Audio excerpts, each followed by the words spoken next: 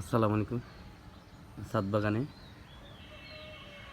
শাকসবজি ছাড়াও যে কত সুন্দর গোলাপ ফুটে আছে ছাদ বাগানে। আজকে অনেকগুলা চারার মধ্যে মোটামুটি ভালো ফুল আসছে।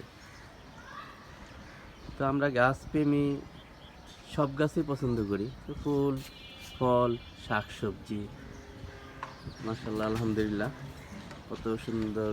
এই যে গোলাপ লাল টকটকে, রৌদ্রের ঝলকে ঝলকাইতেছে, মাশাআল্লাহ আলহামদুলিল্লাহ। এই বিভিন্ন পদের গোলাপ, সাদা, লাল টকটকে, মাশাআল্লাহ আলহামদুলিল্লাহ। দেখুন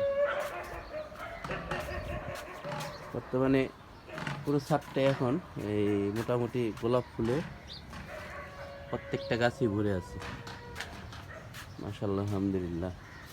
তা আমরাও শাকসবজি যারা করি, ফলমূল করি, তো এরকম বিভিন্ন জাতের ফুলও রাখবো, মাশাআল্লাহ আলহামদুলিল্লাহ।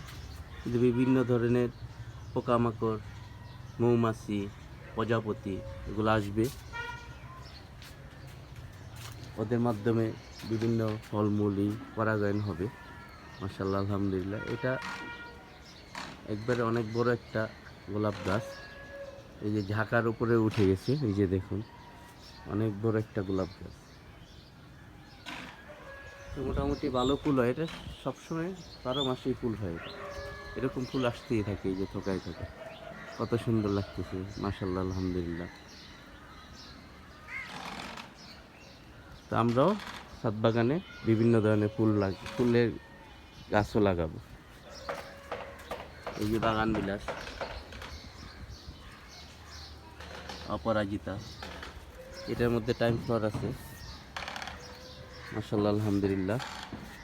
এই যে পুরো ছাদ বাগানটা, এটা হাসনায়না, একটু পানি দেরিতে দেওয়ার কারণে একটু শুকাই গেছে, আবার ফিরে পানি দিচ্ছি, ঠিক হয়ে যাবে, মাশাআল্লাহ আলহামদুলিল্লাহ।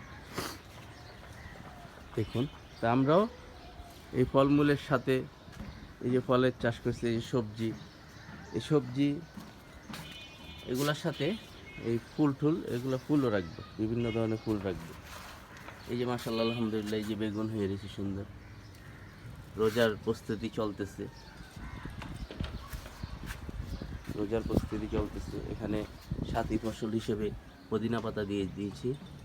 এটা একটা করমচা গাছের বিশাল বড় এক করমচা গাছ। এটা গোড়াতে এই যে ধনে পাতা আর হলো পুদিনা পাতা, মাশাআল্লাহ আলহামদুলিল্লাহ। এগুলা রোজার মধ্যে হয়ে যাবে। এটা নয়নতারা, এটা একটা রাম তুলসী, অনেক সুন্দর গ্রাম। এই তুলসী পাতাটা এই চা বা ঠান্ডাজনিত ওষুধ বানিয়ে খাওয়া যায়। তো আমরা সব ধরনের মোটামুটি একটা করে গাছ রাখবো ছাদ বাগানে, নিজের প্রয়োজনে, সংসারের প্রয়োজনে। তো ধন্যবাদ, ভালো থাকবেন, আসসালামু আলাইকুম।